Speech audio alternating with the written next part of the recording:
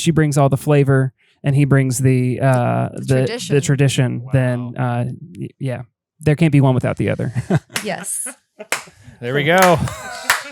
It's decided. We made it to the final. Fuck yeah. Thank you guys. All That was right. really, really fun. All right, that'll be $30,000. Really. Our consulting fee will be invoiced. In my old Kentucky home.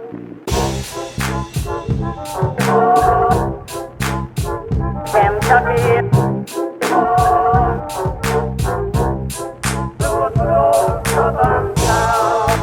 Hey everybody, welcome to another episode of Kentucky Commons Podcast. I am Michael Moeller, joined tonight by David Satterley, Hello. John Renane. Hello. We are at Brewgrass Homebrew Supply in Louisville, Kentucky. We just celebrated Beer Week, and so we wanted to have a very special episode tonight featuring Elixir Kombucha, Louisville company. We've got Corey and Danielle Wood here as well. Hey, y'all. Hello. Thanks for joining us tonight. Really appreciate you being here. For everybody else out there, I'm just going to go ahead and go out on and just say this. Like, if you have questions for us, if you listen to a podcast and you're just like, oh, why? Let's follow up with this. Just send us an email, info@louisvillealetrail.com. Send us emails. Maybe David will answer them. Maybe not. I don't know. But you can comment and I'll get real offended, guaranteed. And and I might do that too. If you are listening, thank you so much for listening. We appreciate it. If you haven't given us a review yet, please do so. 5 stars preferred, but really anything is good too. Like if you're listening on Spotify, for example, feel free to just go ahead and click that little review button, Corey. Mm-hmm. You know, I can do that. yeah. Thank you so much. Appreciate that. Before we get into Elixir Kombucha and everything, we also wanted to share some beer mail that we got all the way from Pennsylvania.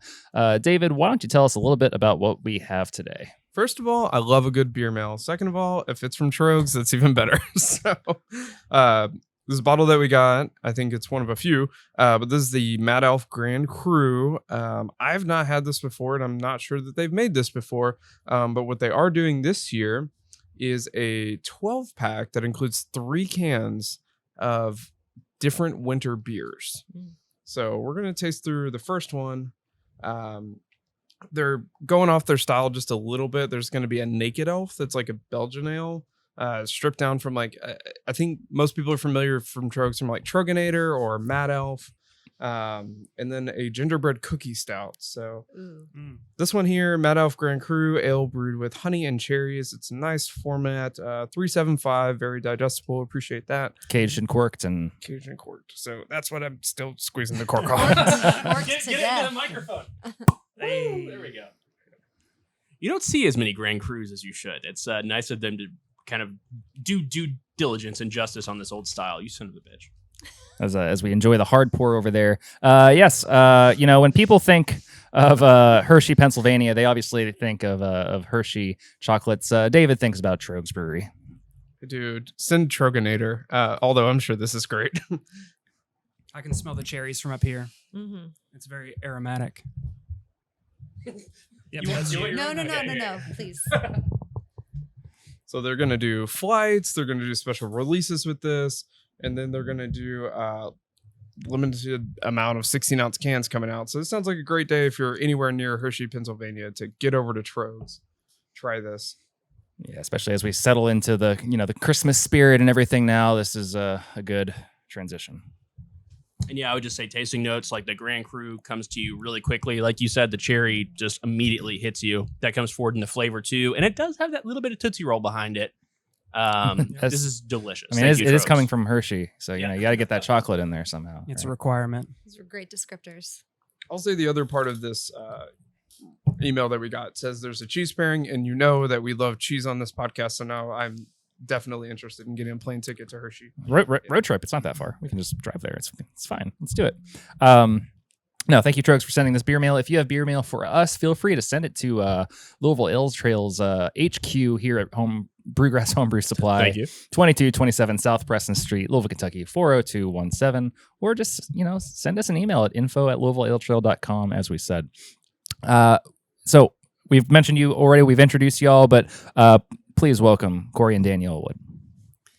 Hello. Thank you guys for coming on. Yeah. Thank you for having us. Yeah, There's we're, gonna we're be excited to be here. a lot of stuff that we wanted to talk to you about. And, usually we'd start kind of like back at the beginning or whatever. But I think it'd be more fun with you guys. I think we were just talking a minute ago, like you all and Brewgrass, like we opened up our businesses around the same time. And it's been a long time. We've all watched you grow tangentially. But if you could give us like the kind of 30-second elevator pitch or whatever, because you guys are doing this business shit nowadays, of what like Elixir is today. So location, production size, distribution. What is this company that kind of started on a homebrew scale that you guys have in the year of our Lord 2023? 30 seconds, man. That's asking a lot. At your leisure. We're drinking Grand Cru over here. Take as much time as you All need. right, cool. Yeah, you guys slow sip those. You might have to pinch me because I tend to like suck up all the air when I start talking about, especially like the origin story. First of all, we're really excited to be here with you guys. We've listened to a lot of episodes with some people in the industry locally and regionally that we really respect, and so it's cool to sit here and chill with you guys, and it's an honor. So and especially to kind of be outside of the beer industry a bit. We do ferment, we do fermentation, but it's much different than your all's wheelhouse. So we're excited to be here. Elixir's origin story. We kind of have to go back to like 2004. Well, he wants us to start where we're. Yeah, give me the yeah. investor Okay, pitch. all right. Yeah, where are you now? We are Elixir Kombucha. Bubbly, 2023. delicious, probiotic. So this year has been a big year for us. We're in a new space now. We came out of a kitchen incubator that we were in for 7 years. We're now in our own space, 3,100 square feet. We have 4 30-barrel fermenters, a 1-barrel brew house. We brew a tea concentrate. We can get into that. Why it's so much smaller than our fermentation side. I still haven't gotten used to speaking in barrels. Yeah. I'm like, oh yeah. Yeah, we're getting there. 900 gallons. Yeah, for we anybody spoke in- who doesn't. Yeah, we spoke in 5-gallon kegs for 7 years. That was our metric of measurement.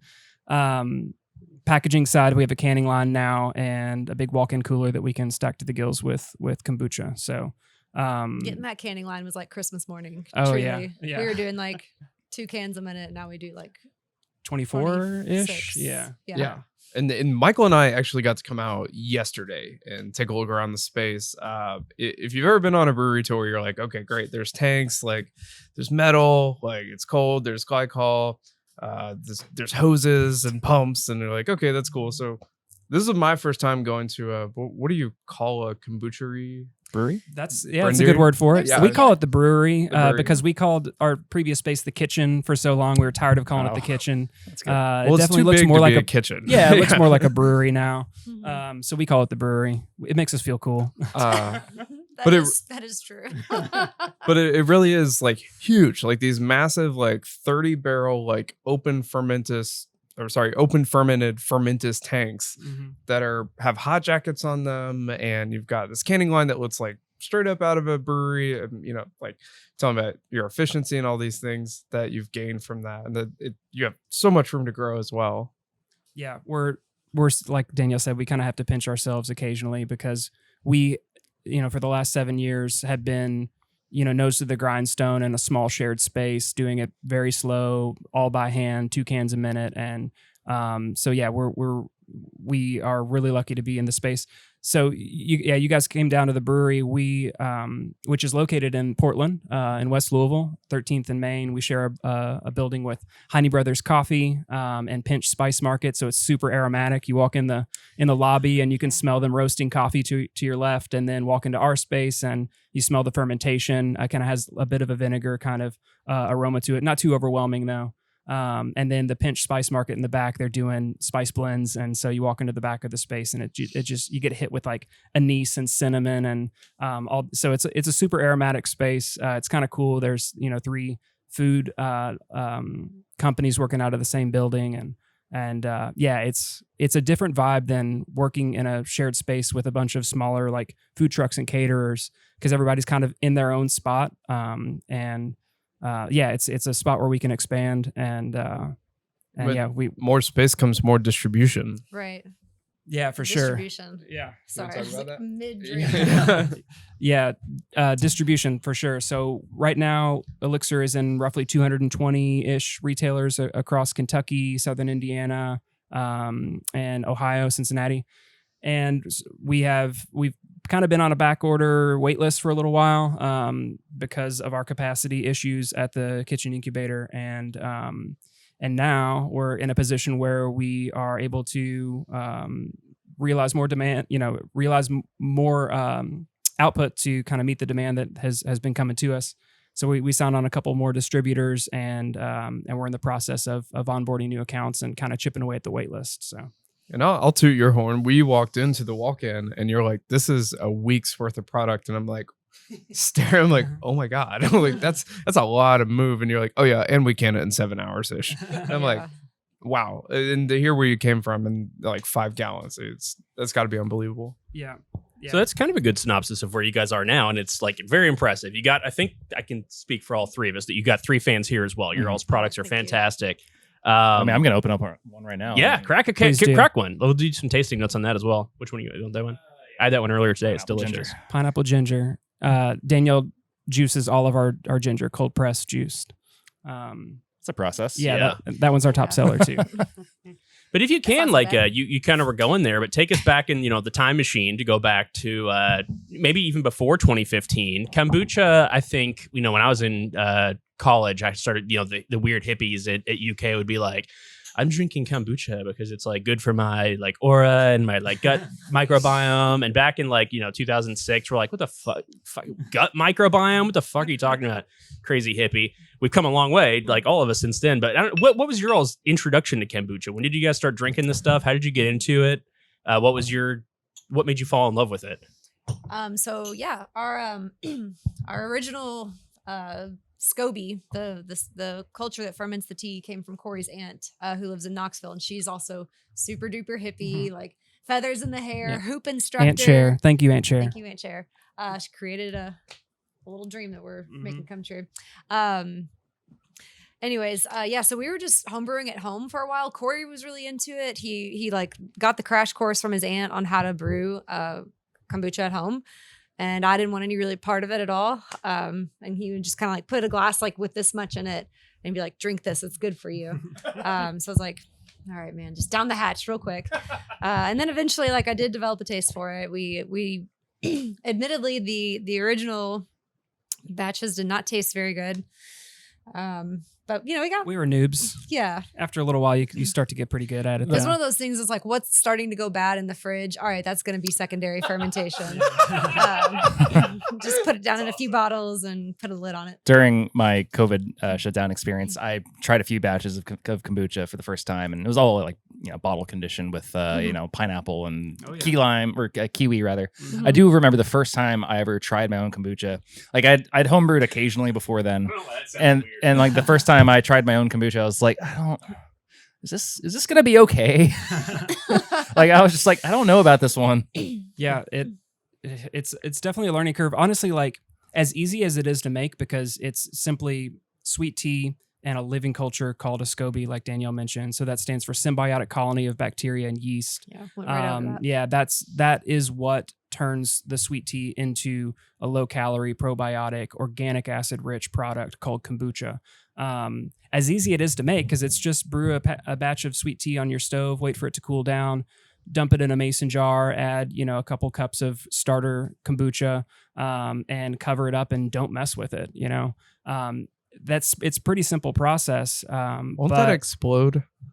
It's open ferment, right? Yeah. A t-shirt or like not cheesecloth, not anything that like a fruit fly could get through, but just like a t-shirt handkerchief is normally what we tell people, and like with a rubber band around it. Yep. And that's how we started, 1 gallon mason jars with like a little bandana on top of it. And now we have the 30 barrel fermenters with just much larger bandanas on top of it.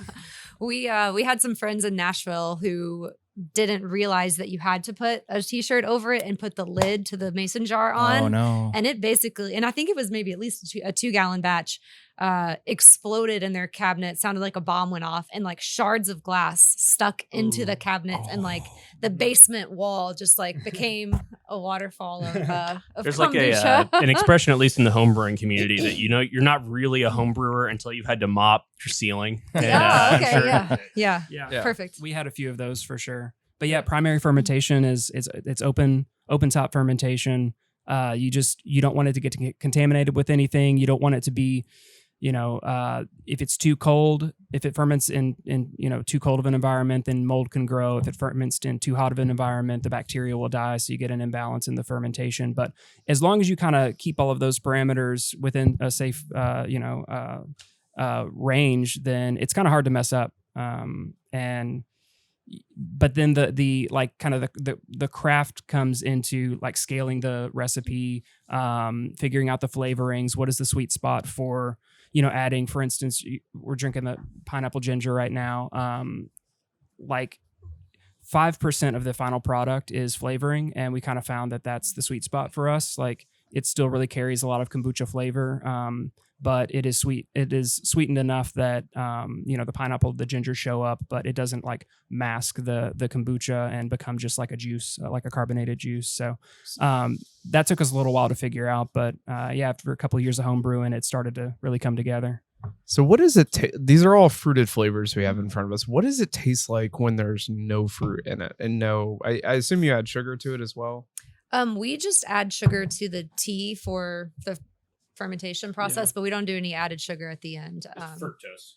Oh, okay. Yeah, so like pineapple, it's got fructose in it. Yeah, grapefruit and apple and the harvest cider. Raw those are kombucha. Sorry, go ahead. I was just going to say, those are sugars that we add after fermentation, but the original recipe for primary fermentation is loose leaf tea, organic cane sugar, and then the culture. So. It tastes like apple juice. Yeah. A little bit. Really? Yeah. Finished primary fermented kombucha has that apple pear kind of cidery, but not like flavor. Sulfuric. No, shouldn't. And that's it shouldn't. yeah. If it does, then maybe just toss it. That's a great question, because as you scale and your tanks get bigger and the environment changes, it's not the same as what happens on your kitchen counter in a 1 gallon mason jar. The depth of the tank matters, and because there's bacteria and there's yeast, you have to make sure that you're creating optimal conditions for both of them to thrive. Because if the bacteria creates an imbalance, then it can go awry. And then if the yeast go crazy, then it can cause things like sulfuric smell to occur. We can get into more nitty gritty on that, but yeah, so sulfur it can happen. And unfortunately it has happened to us in the past, luckily not recently, knock on wood. But yeah, it's a good question. The thing that blows my mind about this is like and John will, I'm sure, expand upon this, but like homebrewing and brewing in general is about keeping everything clean, keeping it all like sanitized. And this is like the complete opposite of that. It's like, just let it ride. Yeah, we love bacteria. Well, I was going to ask you guys about anaerobic versus aerobic fermentation, but let's not go into that nerdy shit since we just did that. But so you guys, this was around maybe when you guys were. You were all around the same age. You guys were late 30s. I'm 35. Yeah. Okay. Yeah. So like, you guys were picking this up around 2004, 2005, 2006, 7, 8, 2013. Okay, so is later when we that. first Cool, started cool. brewing at home. All Yeah. right. Well, heck. So how did you? So you guys did this for a few years, just kind of refining your own recipes. Yes. What was like so wrong in your all's professional careers at that point that you were like, we're going to turn into kombucha like entrepreneurs? That's a great question. We ask ourselves that every day. You're in good company. What went wrong? Where did we go wrong? No,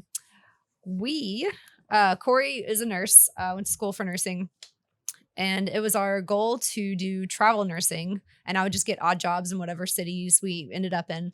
And so we had a long list of cities we wanted to hit. We were like gunning for Asheville next. And Home away from home. yeah, we love Asheville. And then his sister was in a juice bar and they had kombucha on the menu, and she was like, "Oh, you guys have kombucha?" And he's like, well, we did, like, we're having some trouble with our supplier, yada, yada. And she's like, well, my brother makes kombucha at home. And he was like, oh, well, tell him to bring some in. And so we put our blueberry pomegranate down into a GT's bottle with a sticky note with Corey's name and number on it, and took it to the juice bar.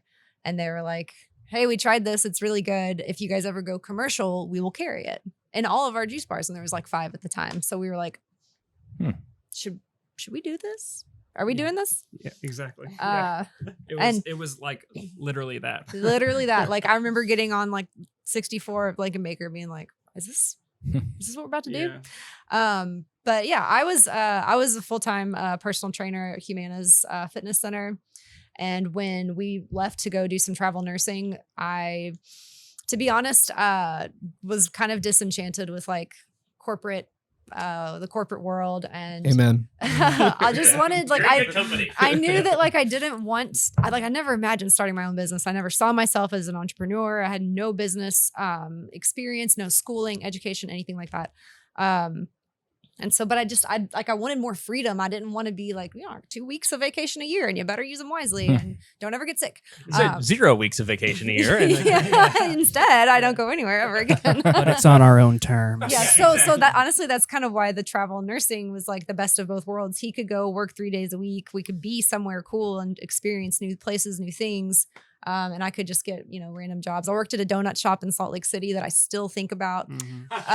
Banbury Cross. Banbury crushing Cross, it. If anybody. That blueberry cake donut. My Okay. God.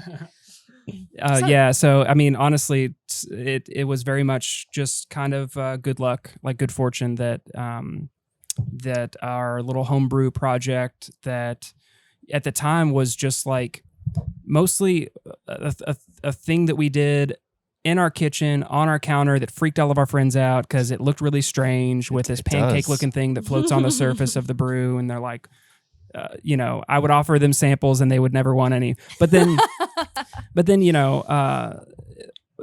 most of so we would drink it ourselves, but my cousin has some serious gut health issues. And when we first started brewing back in 2013, we would give most of it to him. And even though it didn't taste great, it really relieved his symptoms. So, you're talking about the hippies and the gut microbiome and the aura. I can't speak for whether it improves aura, but we now know that the gut microbiome is, plays such an important role in a lot of bodily processes. So it's not just digestion and absorption of nutrients. It's, most of your serotonin is produced in your gut. So your mental health is affected by your gut health. Your immune system is also your immune system communicates with the bacteria in your gut, and so a lot of immunity and autoimmunity even begins in the gut.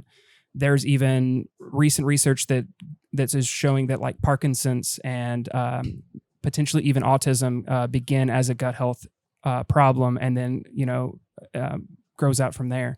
So at the time we didn't really know any of this stuff, but it was just like this thing on our counter was helping my cousin, and that was cool. Also, Louisville didn't have, there was one commercial brewer in the entire state at the time. So we were like, Louisville's kind of becoming a foodie city. Like, I'm kind of surprised that there's not somebody already doing this. Mm-hmm. So maybe it should be us. Yeah.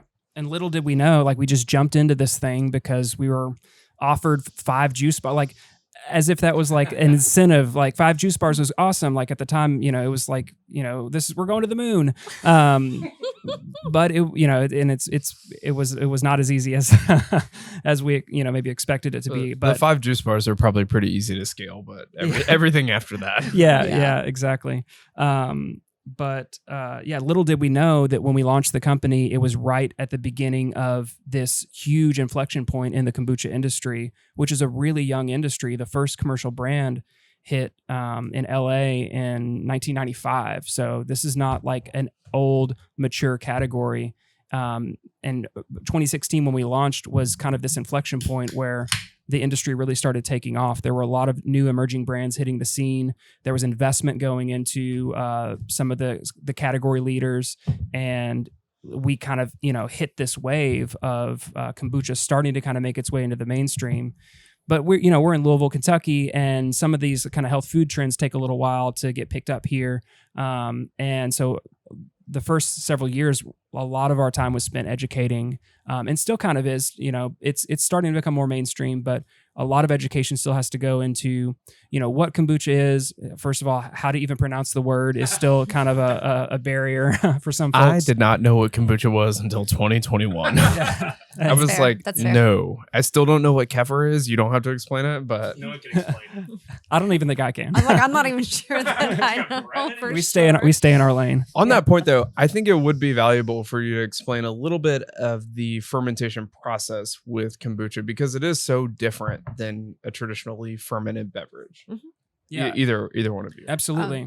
So like Corey was talking about, like as a homebrew, the scale of, commercially produced kombucha, 20% of raw. So like you can do a continuous fermentation where you leave 20% of the entire batch behind, and then you just refill with tea. Yeah, a starter for the next batch, essentially. Yeah. So you got to have like at least like if you're doing a gallon, a pint, like leave a pint behind, brew your gallon, and that's like, for a 1 gallon recipe. So Brewers call that krausening. It's kind of like the same idea. okay. Yeah, right on. So the starter kombucha, which, in order to get into kombucha at all, you have to source a starter. So either you're gifted one like we were, or there's commercial producers now where you can just like buy a homebrew kit and they'll send you the mason jar and the bandana and a rubber band and, some tea, some sugar, and the SCOBY, which for some people listening, when we say the word SCOBY, they probably have a picture in their minds. Actually, we brought one over there.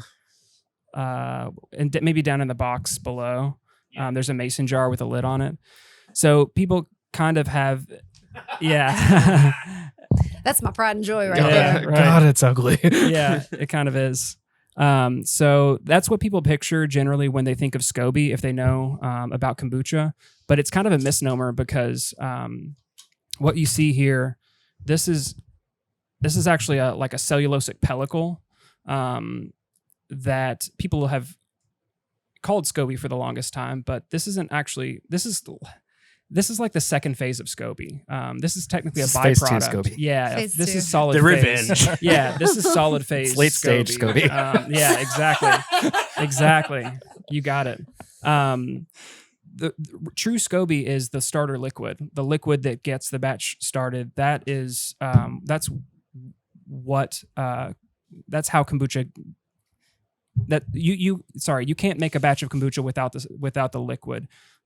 You can't drop this in a batch of sweet tea and expect it to ferment because this is actually technically a byproduct of the process. That what we're looking at here is a biofilm of cellulose is all it is. In homebrewing and in beer, I always refer to that as like the defense mechanism of like all the stuff that's You below got it, it. Yeah. because they put that little like impenetrable layer up, and it does have a shit ton of that stuff in there. So if any outside microbes or whatever are falling on there, they can't get to the sugar source. They get immediately outcompeted and killed by all the bacteria. And it looks disgusting. So they're like, Yeah. peace out. No. Yeah, Goodbye. absolutely. Yeah, for sure. Yeah. Defense mechanism, definitely. That's kind of the some thought in the industry is that's why the SCOBY forms, and it continues to form and grow on the surface. It's kind of like every time you brew a new batch, the mother grows a baby, and so you should be able to peel them apart, and now you have 2 SCOBYs.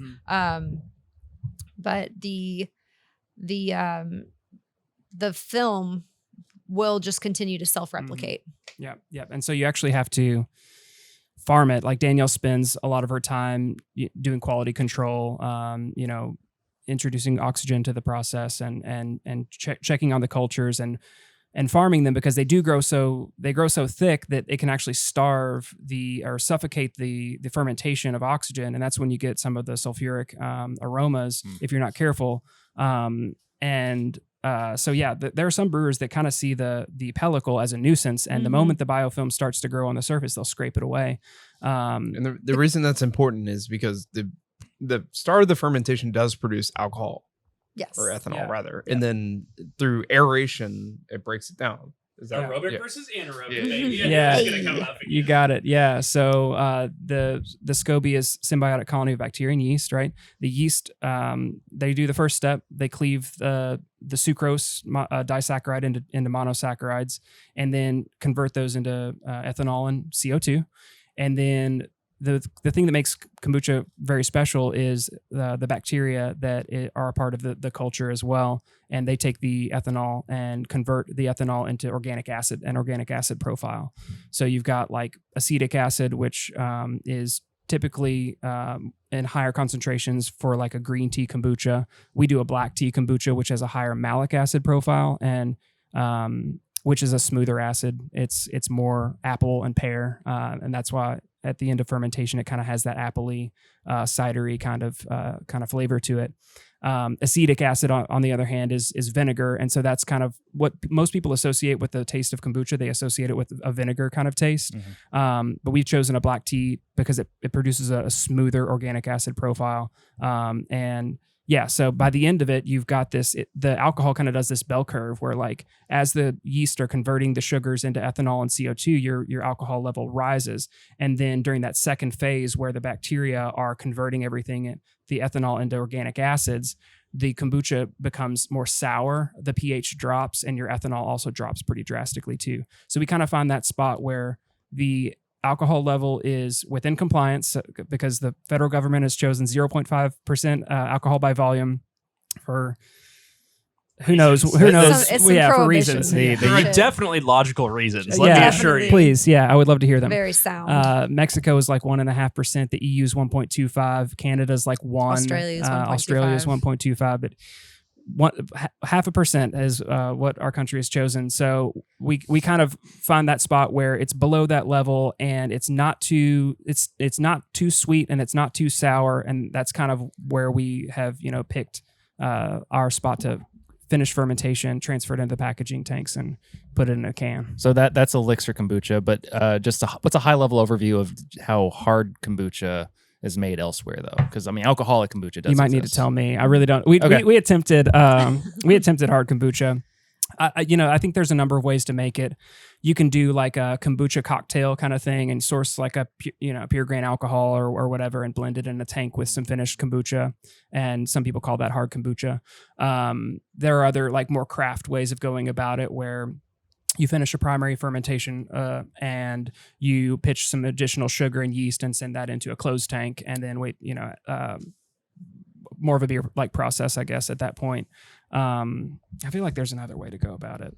If you stop it at the top of that bell curve that you were talking about, what is that? Have you tasted that or ever tried that? For just standard kombucha? Yeah. Like if you were making kombucha and the yeast did its thing and then you're like, nah, we're just cold crash it and kill it. Like, it's still a little sweet at that it's point. pretty sweet. The Brix is still pretty high on it. So that's it's about 1% at that. It's kind of self-limiting. Like it's not perfect. Like the yeast are active and then the bacteria are active. It's kind of this like, they're kind of working in tandem during the process. And so it kind of self-limits. So you'll never really go much above 1%, even if you really tried. If you loaded it with a ton of sugar, maybe a little bit higher, but 1% is about the highest that standard conventional, like not hard kombucha, actually goes. So then but presumably it's really sweet. It's back blended. That's probably the most common, reasonable way to do it. Yeah. And well, I was just saying when we tried to make hard kombucha, it tasted like brandy, and I don't know how many of you guys or how much of hard kombucha you guys have tried. Oh god, 0. It's so much. I've had like 3 brands. Yeah. Some I like June Shine. June Shine's a pretty popular one that has a lot of distribution. If you really like marinate on the flavors, they taste pretty bready, pretty yeasty. And we just didn't like that flavor. And like I said, when we tried to make it ourselves, we just weren't satisfied with the result we were getting. And also we were like, we just need to focus on the task at hand here. We were still at our kitchen incubator. We're like, it's all we can do to just get this stuff out the door right now. So we're going to kick that hard kombucha can down the road a little bit. Yeah. We've kind of built our brand. Every time I say that, I kind of cringe a little bit inside, but well, that's where we're going next. Yeah. So all right. get Okay. ready. Well, we've kind of built it, as not necessarily an alternative to alcohol, but some people do see it as I keep coming back to it. Yeah. As an alternative to alcohol. Like we constantly get contacted by people who are in a recovery and, they've thanked us for making a product that tastes good and it is a suitable alternative for them to continue to maintain their sobriety.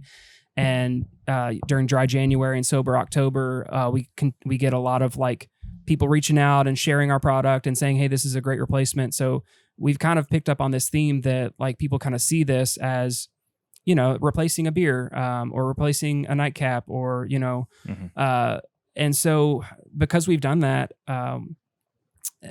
for 7.5 years now, we kind of thought that if we went into the hard kombucha space, it might kind of water that down a bit. So we hit pause, kind of an indefinite pause on the hard kombucha thing. Yeah. So Strange Beast from Sierra Nevada was the one I was thinking about, and I just looked up forever. That's like a 7%. So there's, I'm sure there's some proprietary process there. For alternative like alcohol, like I'll just drink Topo Chico or this, but it's got a little more flavor. So cider is like gluten free. Is this technically gluten reduced or gluten free? It's gluten free for sure. Okay. Yeah. There you go. Gluten free and good for your gut. There you go. Yes. Yeah. All right. So you guys sold these 5 juice accounts and you guys were doing great, but do you guys want to talk us about kind of the next step of how you started building it as a brand, or you're like, so you're kind of doing it as like maybe a side hustle is how you would describe it at that point. If you write a bunch of Gary Vaynerchuk books or something. Yeah. At the beginning, for sure. It was, I actually didn't leave. Danielle was the first to go full-time. She went full-time. About 2 years in. Yeah. At around 2018. And so at that time, it still wasn't like cash flow positive. And, I was, volunteering my time, and happily so, because this is like, it was started as a passion project at home. It wasn't like a business plan or anything. It just kind of organically happened. And we knew that if we just kept going, that eventually we would hit an inflection point, and I would be able to leave my career in nursing, which I did in December of last year. And we would be able to make this, make a real go at it. Also, Corey's unit at the hospital was incredibly supportive and knew that he was growing this business, and he would pretty much get away with murder. Popping in every, wait a second. That's the wrong metaphor. Well, okay. Not any Nurse Jackie vibes over here. No. But yeah, shout out to Four Towers, a Jewish hospital. Y'all were awesome to me. And I repay them with kombucha every once in a while. But yeah, he was probably popping in there like once every 6 weeks towards the end. But anyways, yeah. So, honestly, we give Louisville, a ton of credit for supporting small local business. We always have it's just been, we were so well received, especially for such a niche product. We kind of we went into a meeting with Rainbow Blossom, and we were like, which is a local natural grocer. I think there's also 5 locations. Yeah. Love Rainbow Blossom. And we were like, oh my gosh, if we get in Rainbow Blossom, we will have made it. And they were there. It was the easiest meeting we've ever had.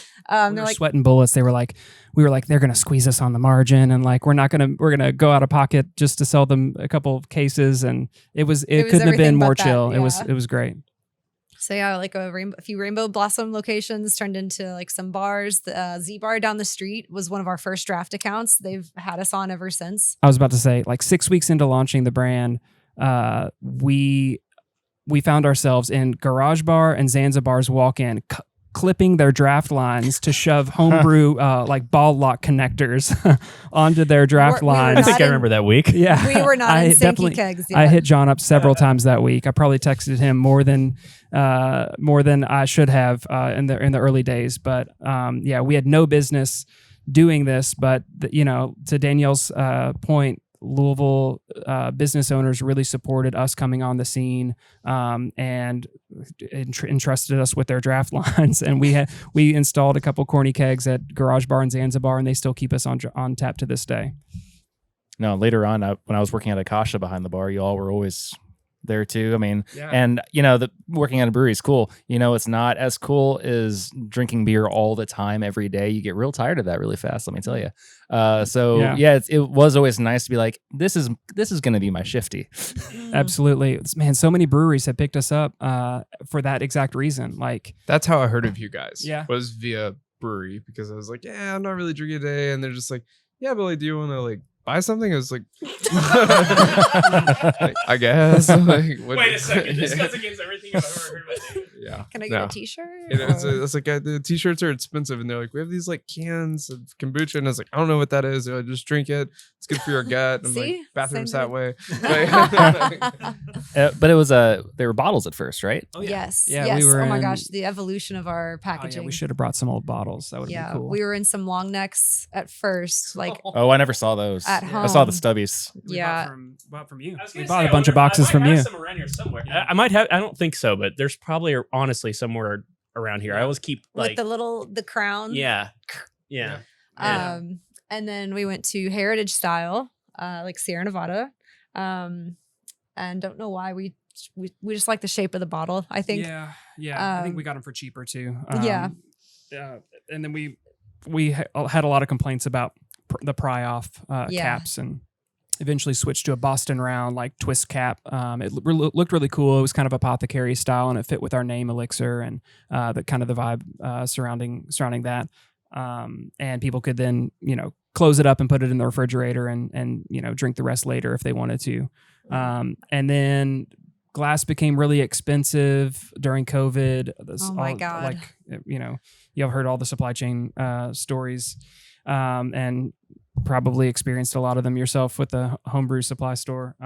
But we ended up paying like our last pallet of bottles, I think, costed us like $1 each, and we didn't make any money on that last pallet. But luckily at the time, we had already kind of gotten the ball rolling to switch to cans. The industry was kind of starting to make moves toward cans. Craft beer has obviously made a huge move in that direction, and the minimum started to come down for cans, and so we had already gotten that ball rolling with designing the can. So that last pallet of bottles that we went under, or we went out of pocket for, was the last one that we bought, and luckily, Thankfully. that next month we had our first shipment of cans in. That was 2021. We switched to cans, and now we can ship nationwide. And aluminum is more likely to get recycled and actually make it back into the so much more than glass. I was really yeah. surprised to hear that actually. Yeah, Like 9% of glass gets recycled. yeah, it's pretty wild. And you want these in aluminum because these things are alive. You got to keep them cold. Yes. Yeah, for sure. Oh man, I can't tell you how many times we've gone to like a coffee shop or a bar and have seen like these sitting out on their shelves as a display. And I've had to reach for You the can't do can, that. and some of them feel like so tight, like they're about to pop. So we've started to supply our retailers with cans of sparkling water that are safe to put out anywhere and not keep refrigerated. But yeah, it's if you have kombucha in your pantry right now or in your garage, go get it and put it in the fridge. yeah, That's my PSA for today. it is a living beverage. That thing will come alive and spray all over your ceilings, and you'll get the mop out pretty quickly. So Be mopping ceilings again. Well, I really appreciate you bringing all these, great kombuchas to try. I already sampled a few of them while we were talking. The harvest, the harvest cider is great, by the way. Like that's so good. thank you. Crushing that one. Right on. But another thing, that I like to have after, if I need a break from beers or if I'm between beers is Underberg. Actually, it kind of settles the stomach a little bit. If I feel too full, no matter what it is, if it's too many beers, too much of a dinner, or maybe just some kombucha, like my stomach feels a little full anyway. So just a quick little shout out to Underberg, friend of the show, 175 years. Whoa. So, Wow. this is generational. All right. Just Yes, imagine like indeed. setting That's this impressive. up for you all. It's going to be 175 years. Who knows? Mad respect. Yeah. In over 40 countries of bitters. So, we always like them. Twist off the cap. And I just wanted to it's a say whole real thing. quick, I'm mad we're sharing a microphone because I can't interrupt the It's great. ad read. Oh, wait. Sorry. Keep going. Ask your bartender for one today or visit www.underbergamerica.com. Keep your cap, get cool stuff. That's their tagline. Yeah.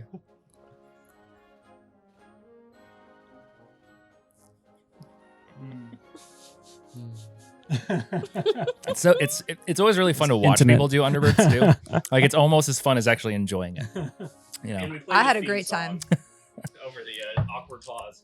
Yeah, this may be like the longest I've been without one. And I haven't had one since Beer Week. Yeah, like over maybe 14 days or so. I've been trying to dry out. I had one 6 hours ago.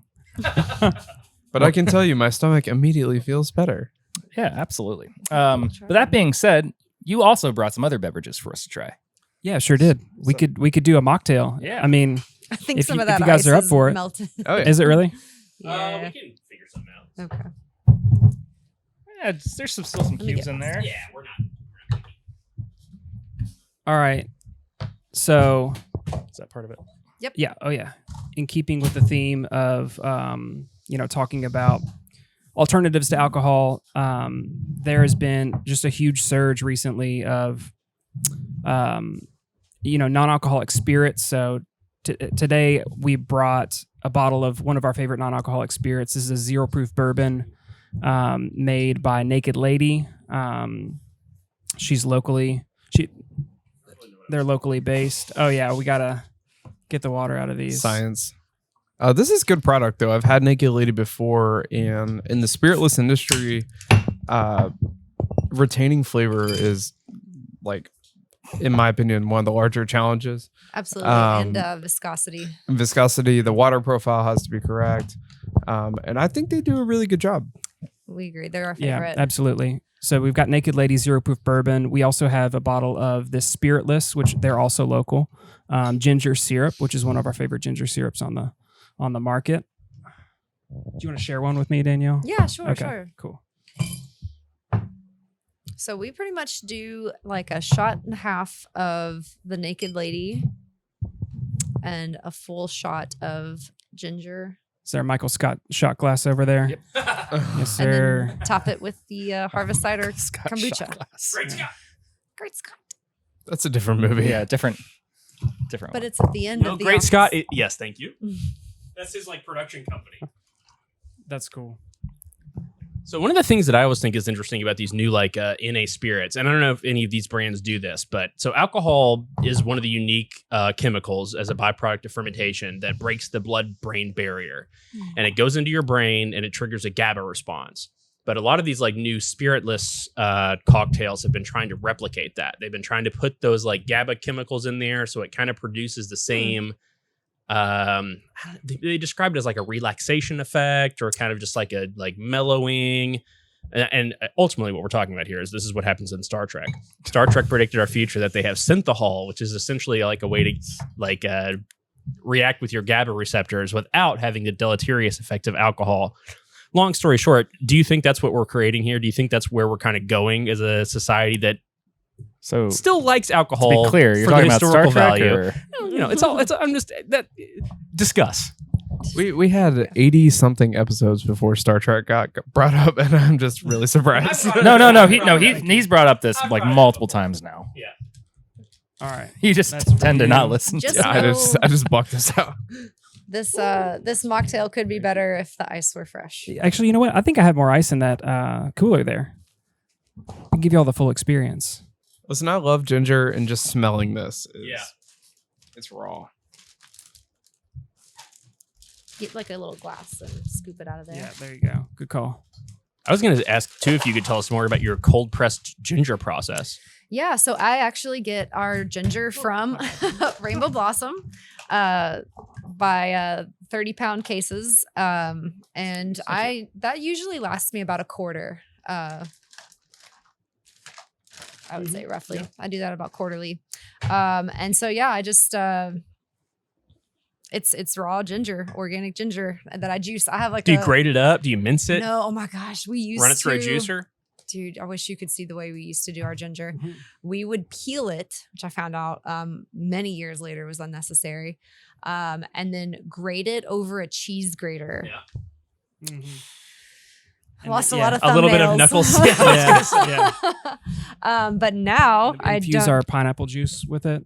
Yeah, we would Yeah. we would put like 2 tablespoons worth of grated ginger into a quart of our organic pineapple juice and just Yep. turn it upside down. We didn't know what we were doing. We didn't have a fucking clue.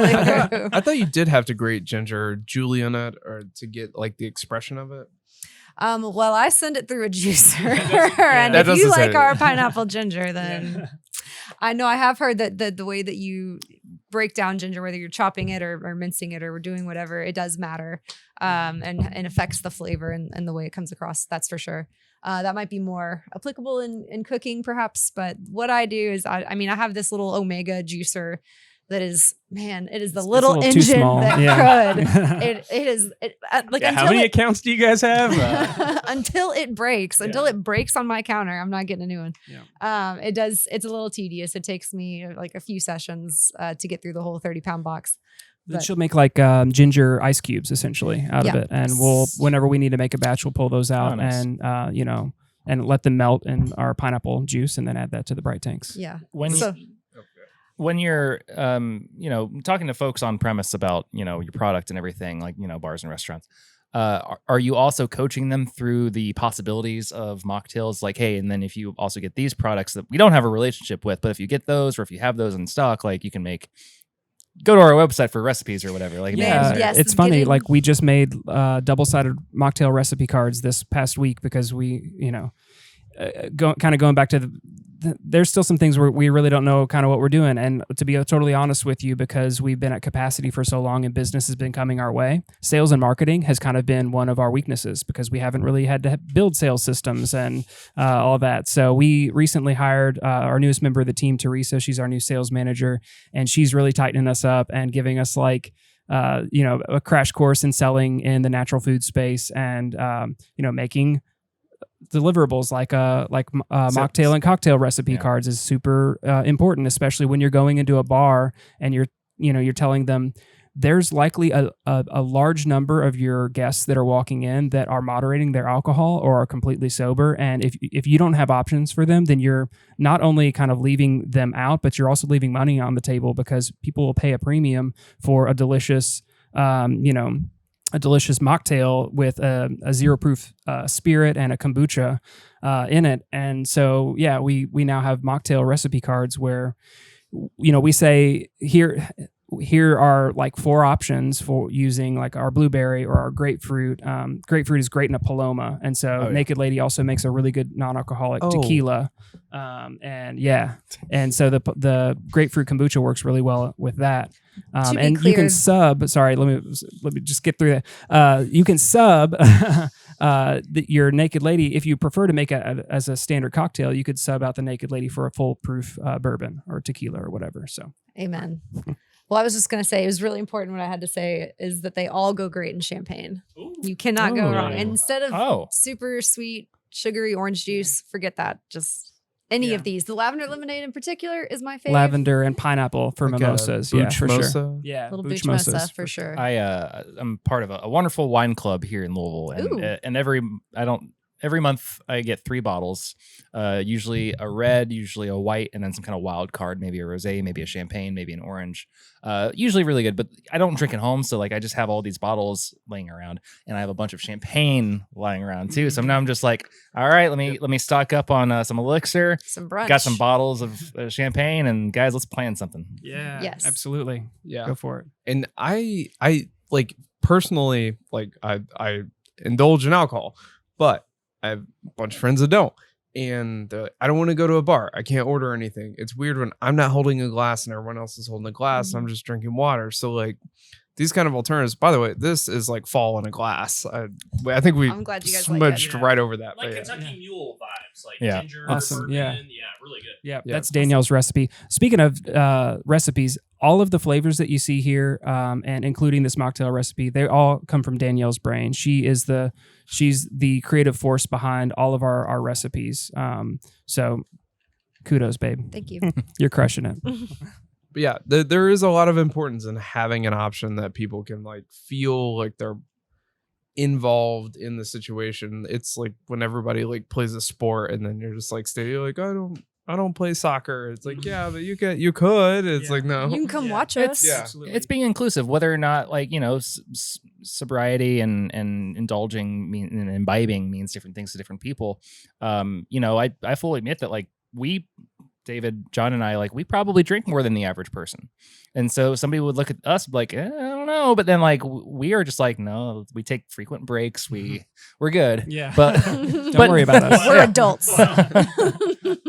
But the point of that is to say that like, yeah, like I'm happy to go to a bar. I mean, West 6 Nulu, I probably at this time, I love their beers. At this time, I'm going to say 50% of the time I'm getting Elixir Kombucha at West 6. Oh man, thank Nice. you. That's awesome, man. Yeah. West 6 goes through some kombucha. They really Yeah, do. they do. Yeah, they're moving through some cases. And also just like if you're interested in like flavors, I mean, this is the best way to explore it too. If you like don't know what ginger is, I mean, getting that ginger syrup is like raw to the point where it's like It's spicy. it's the spicy in my mouth. And Mhm. like sometimes maybe you put ginger in a beer and you're like, oh, it tastes like beer, but it's got a little hint. And like, I mean, this is way boiled down version to like actually embrace those flavors. yeah, absolutely. So we really love everything that you've done with the brand and the product and just who you all are.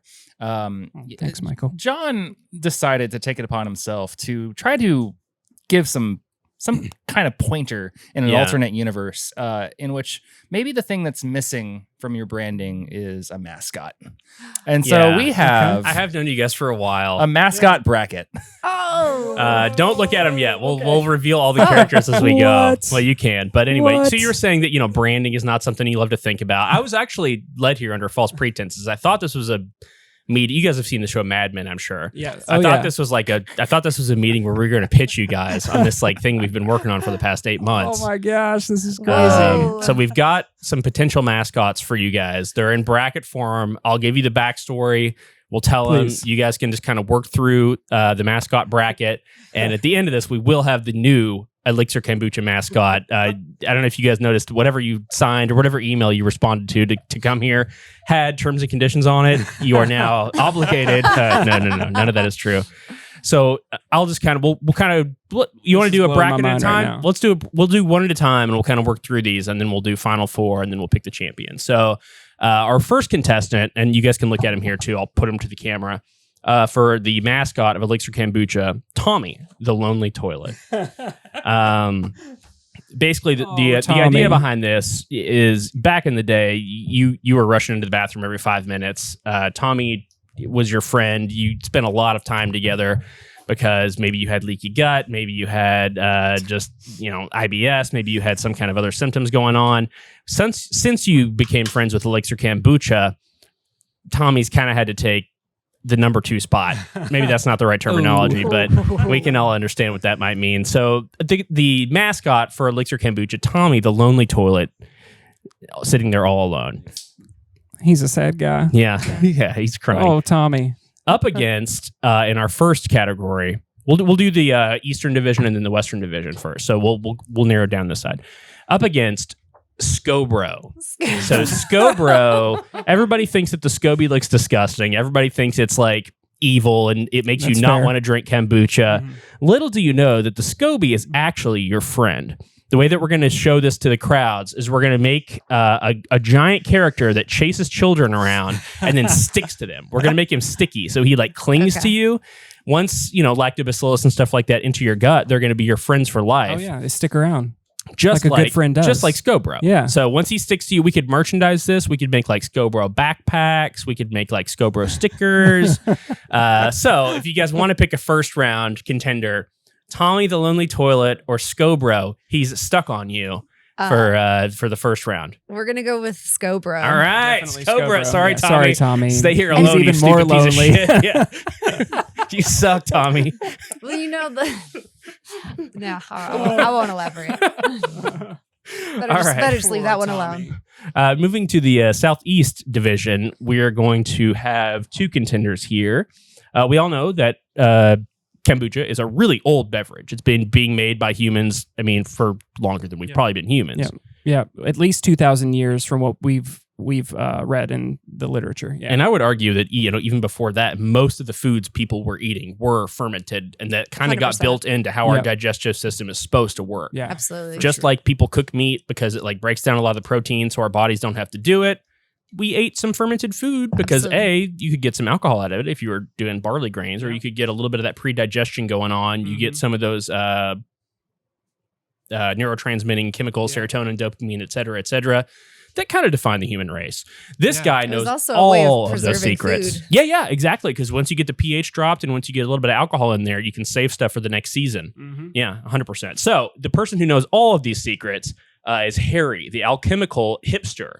Right. So he knows all this shit. He's kind of like Loving Harry. your aunt who Yeah. gave you all these secrets Yep. after they grew a Feeling beard. Harry. Yep. And he kind of knew all this stuff before it was cool, like in 10,000 BC Definitely. or whatever. Yeah. Going up against, this is going to be a tough one, honestly, for me personally, because I like both these characters.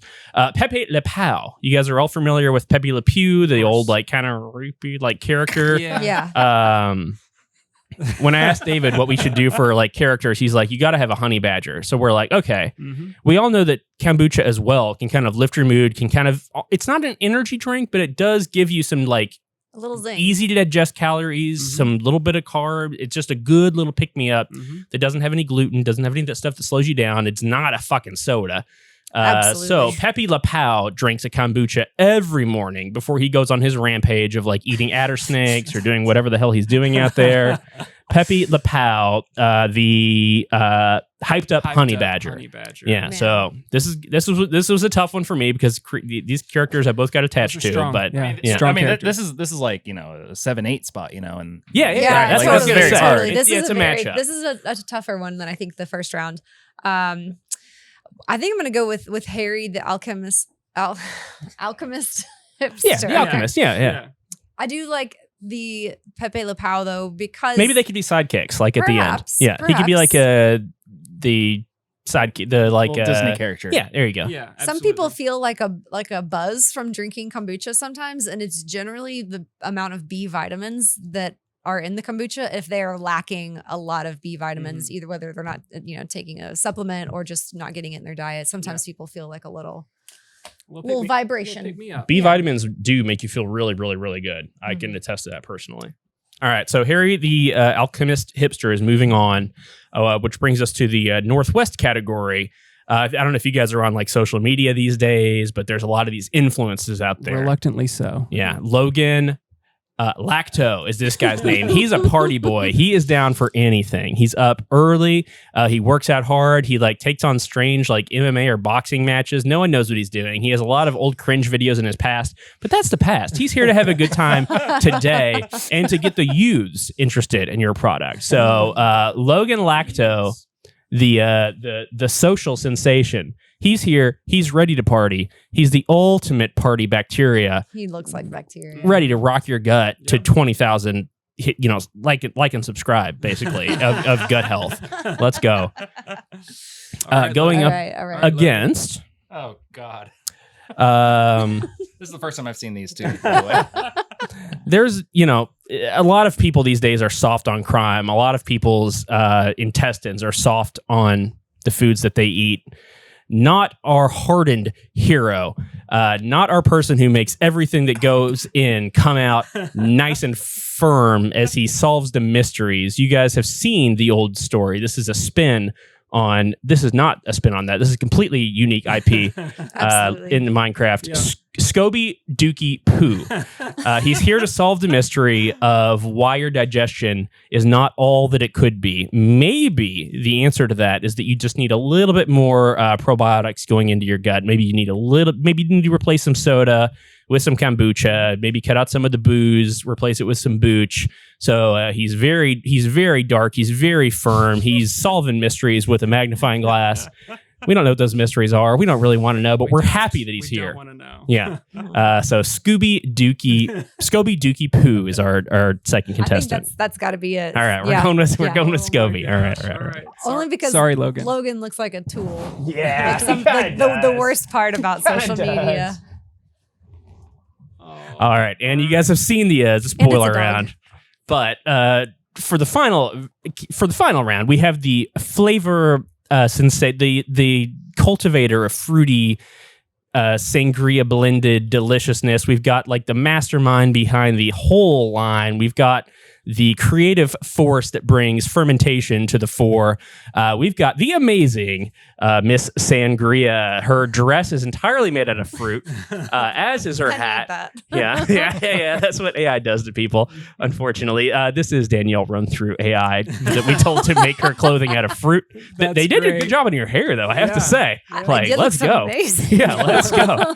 So the amazing Miss Sangria up against Man, why'd you put 'em up against each other? That really I don't is know. my Yeah. face, isn't it? Yeah, I stole a girl's images off of That's the internet. hilarious. Yeah.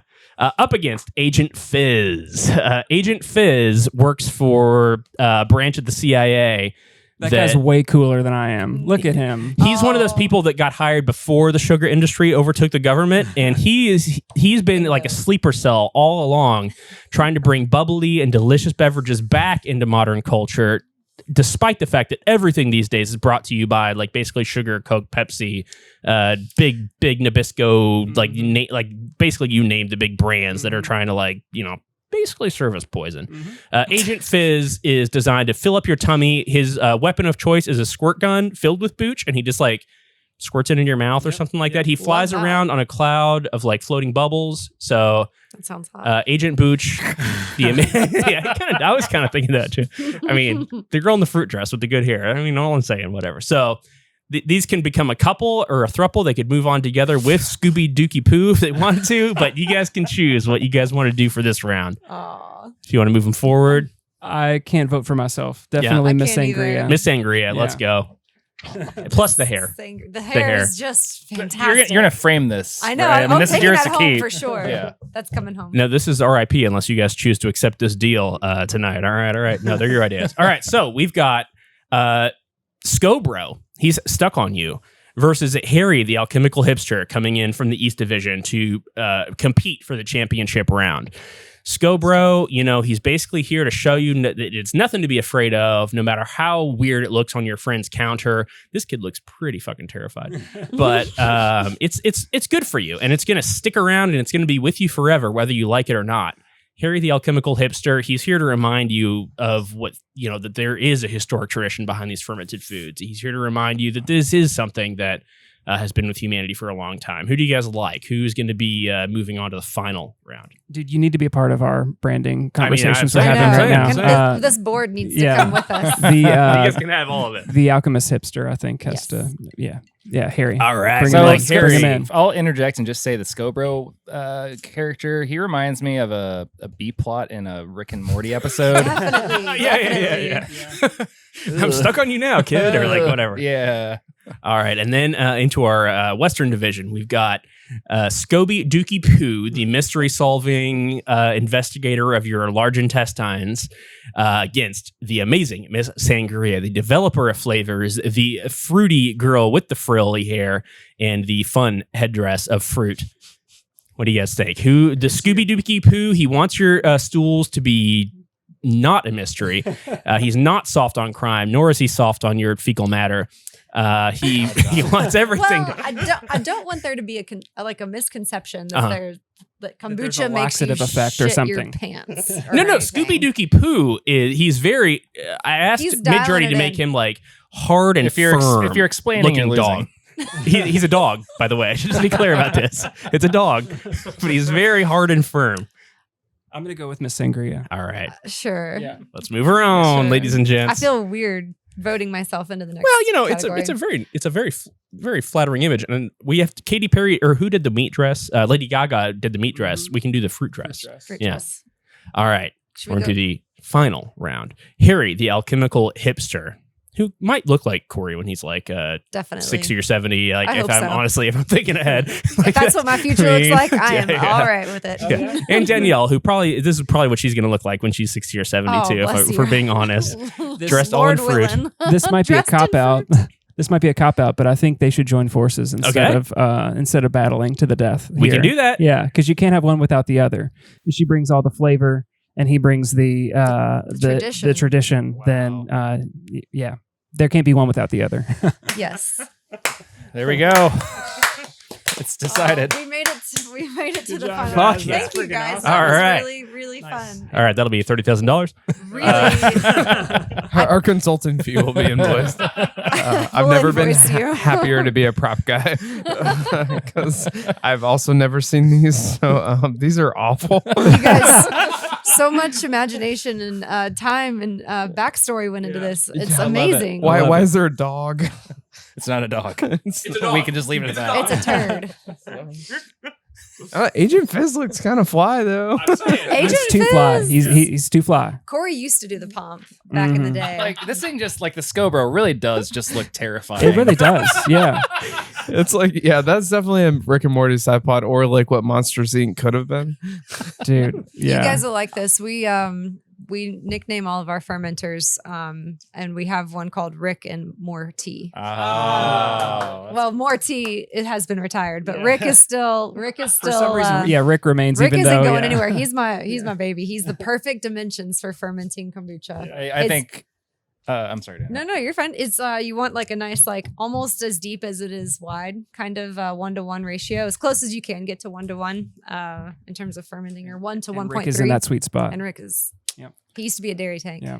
I think it's totally fair to hand this over to you all. Yes, This is thank yours to you. keep. Oh my gosh, We're these are honored. going- We We're would, honored. We would be honored if you have it in the. Oh, she's had some dental work done. Well, it all got run through AI.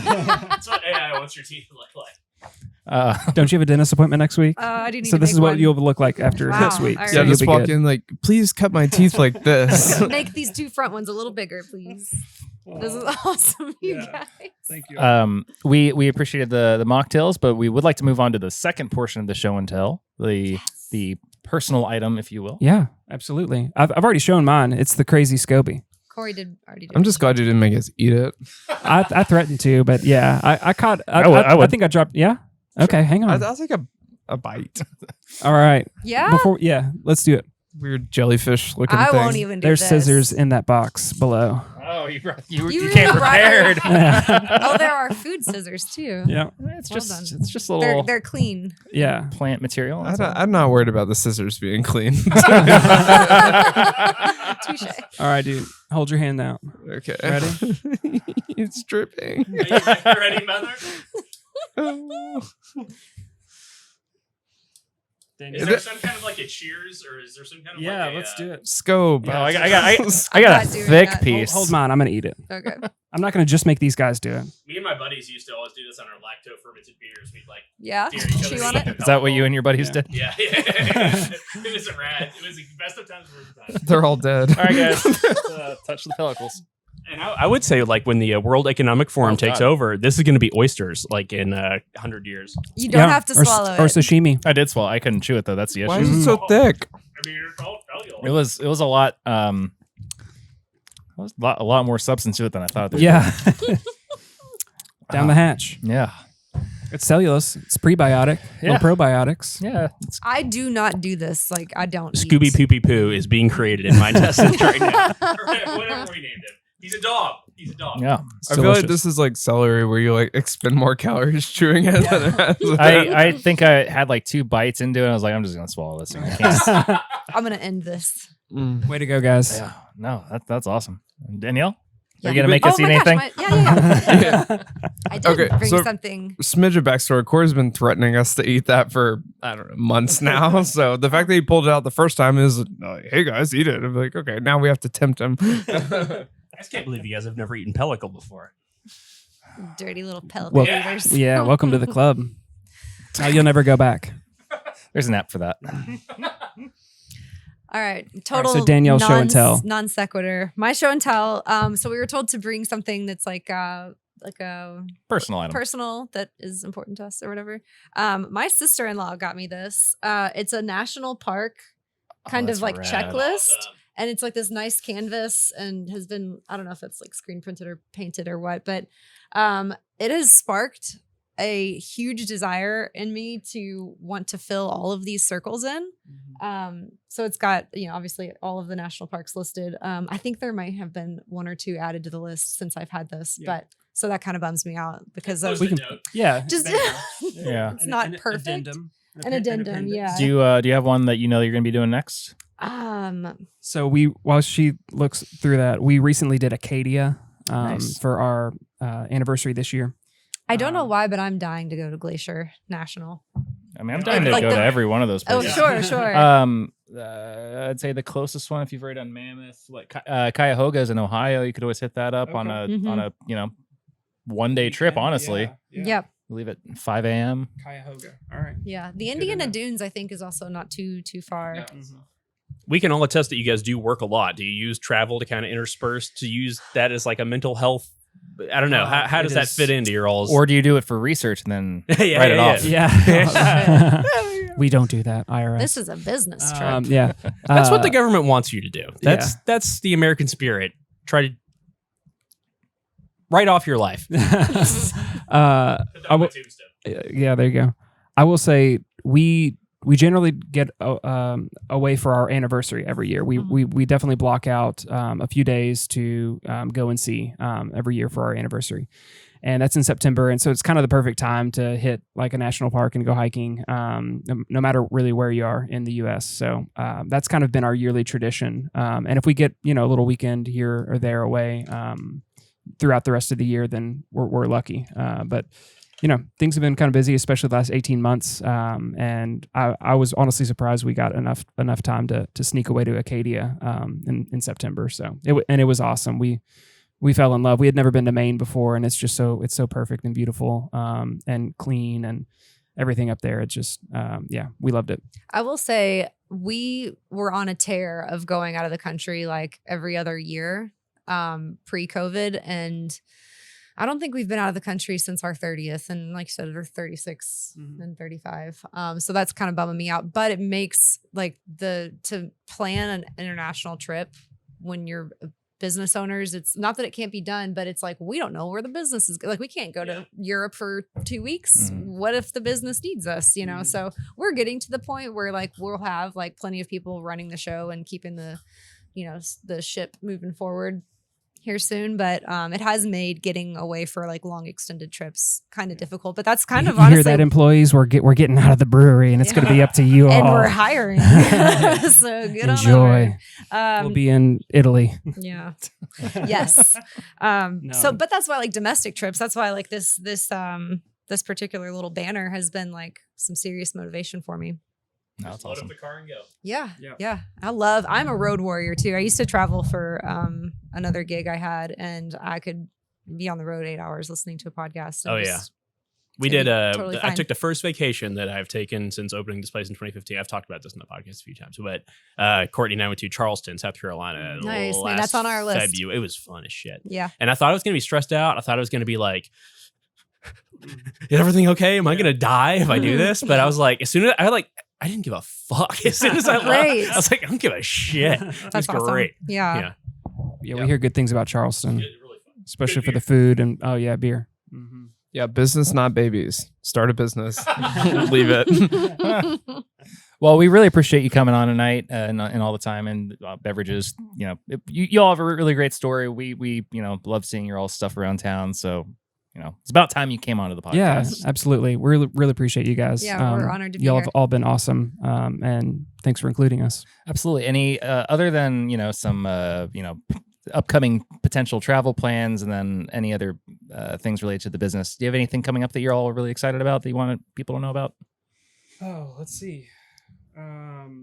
We just Patrick, our director of operations, as he wears many hats. He's seriously an extension of the founders team, but he recently gave our website a really awesome facelift. We switched e-commerce platforms. Our subscription model is super robust now. You can go on and make changes and edits to your flavors from month to month, and pause and skip. And it's really, the functionality is so much better than it was before. And so we're really excited about that. It's surprising how many people will subscribe to a case of kombucha to be delivered to their door every month. And now there's additional functionality. So you can go on and, customize your own, what we call a monthly booch box. So that's kind of our big recent project that literally like 3 days ago, we just switched over. Are you able to ship? ElixirKombucha.com. Are you able to ship in the lower 48? Yep, absolutely. Okay. Yeah. Come one, come all. Nice. John, what do you got? Nothing. Let's see. What have I been doing? All right, David. Honestly, you know what?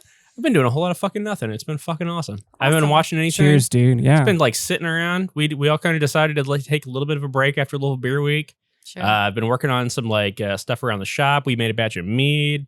Kind of back to square one. Dude, that's great. Fucking We doing live in a nothing. hyper-stimulated Yeah. society, so it's good to be okay being bored and just, not really like being stimulated by something at all times. And I'll shout out an app called Insight Timer. And it's like an app that just has a bunch of like weird meditation. Like it's like a Spotify from podcasts, but it's just like people who upload their like little guided meditation like things. Cool. Do that every morning. It's fun as shit. Awesome. Cool. All right. I'm gonna download it. Thanks, dude. David, what do you got? I'll second not doing anything. But before you guys get off, we've got a lot of flavors out here. I want to run through them real quick. We got pineapple ginger, blueberry pomegranate, grapefruit. We got the harvest cider. We got the lavender lemonade. You nailed it. I love them all. Jalapeno watermelon. Yeah, what I want to know. Throwback. R.I.P. Watermelon jalapeno. I have 3 distinct things that I think would go well with kombucha. First, spicy. Yeah. How does that?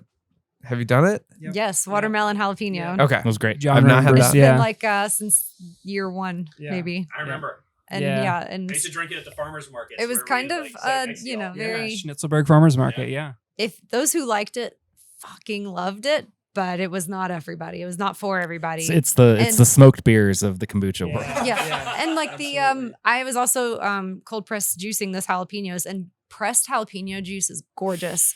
But the pepper heat level can be kind of inconsistent depending on when the pepper was picked. So that sometimes it would taste like green pepper, and sometimes it would be like melt your mouth hot. Absolutely. So it was hard to dial that spice in. And it But yeah, to your point, like we would love to get back into We it, need and to. now that we're in a space where we can have some creativity and release some small batch stuff, there will be some stuff like that coming down. Next one, coffee. coffee kombucha.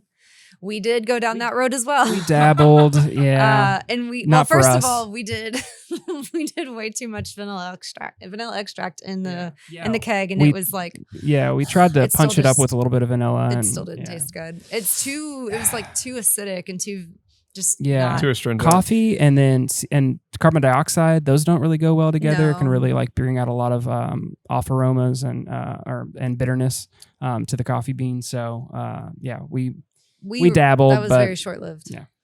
Okay, last one, pickle. Hell yeah. Ooh. Yes. Yeah.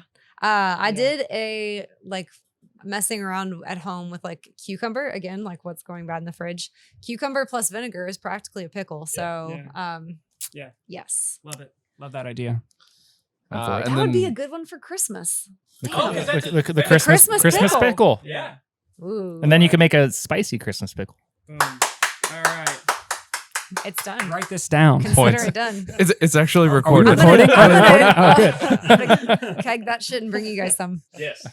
John or David. No. I had a plug, and it's goddamn mustaches. Because if you've been in the city of Louisville and you've not seen Corey Wood's mustache, you are missing out. Okay, if you can grow a mustache, get in the competition. Get in line. Get in line. I think Agent Fizz has me beat though. Oh, who knows? I mean, Look at that.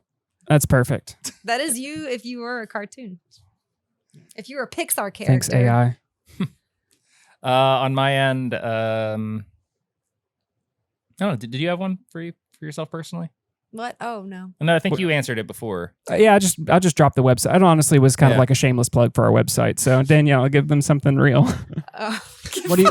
Yeah. What are you looking? Any weird What shit? am I looking Yeah. What are you forward looking to? forward to? What are you doing now? Are you anything Yeah, you're excited Corey about? could be a host. Any weird YouTube channels you've been down the rabbit hole? No. Oh gosh, I really wish I had something loaded, but Talk about your plants. talk about my plans. Well, Where to begin? They got to be Wow. inside now. How's your how's your are all- Monstera? They're all safely inside. Ooh. Monstera is doing well. I need to do something with her roots. But we have had a roommate that is moving out, Lewis, who had the ulcerative colitis, Mhm. Corey's cousin, who was the muse of our Yeah. Of our homebrew origin project, story. Yeah. It all comes full circle. Yes, that's right. Oh, we're gonna put a bow on this little bitch. Call it a day. Lewis has been living with us for a little bit, and he gets his room gets the best afternoon sunlight. So he just bought a house. He's moving out soon, and my plants are ready and waiting. Shout out to plants. Yeah, Okay. Corey's shoot. gonna kill me if I bring home another plant. To that point, I wasn't going to shout out this, but I'll shout out this because it's been very helpful to me. There's an app that I actually pay for called Planta. And if you are stupid like me and don't know what how to take care of plants, or you don't know how much to water certain plants, or if certain plants are like, you know that something's wrong with them, but you don't know what it is. Planta has been a great app for me. I have successfully kept plants alive for over a year now in my house and propagated them for the first time. So like I've got a little. How much does that app cost? I think it was like $20 a year. Okay. Yeah, it's enough to be like, hey, this probably needs water because it's a little bit warmer outside, or and plants are expensive, so like it's an investment. Totally. It is, Totally. yeah, absolutely. Or like, hey, it's Protect probably your time to investment. resoil this, or okay, something's wrong with it. Take a picture of it. We'll be the little plant doctor. So yeah, that's a good app. Planta Okay. app, iOS store. I I love don't it. care, whatever you want to do. Otherwise, I'm watching a bunch of documentaries now because shout out Downtime from Louisville Beer Week. Quote unquote hangover. Got Gotti's really good on Netflix. Yes, we just finished that last night. That was fun. That was like right before my time, so I didn't realize that he was like such a prolific character. Like I understood Gotti was like this mobster in New York, and like it was very famous person, but I didn't know he had like a flashy hold on New York. Yeah. It was like out and about, like Yeah. very in the public eye. Yeah, like he was. And also like the 90s, like very not like I kind of imagine like mobster New York, like from like 70s, 60s and 70s, decades and yeah. decades Yeah. ago, but like not that far off. Yeah. Also, Sly, this Sylvester documentary, still on. It's Okay. pretty good. That's Yeah, would recommend. So I don't know. Thanks, guys. Really appreciate your time tonight. All right. Go drink some Sylvester kombucha. Stallone. Thank you All all. right.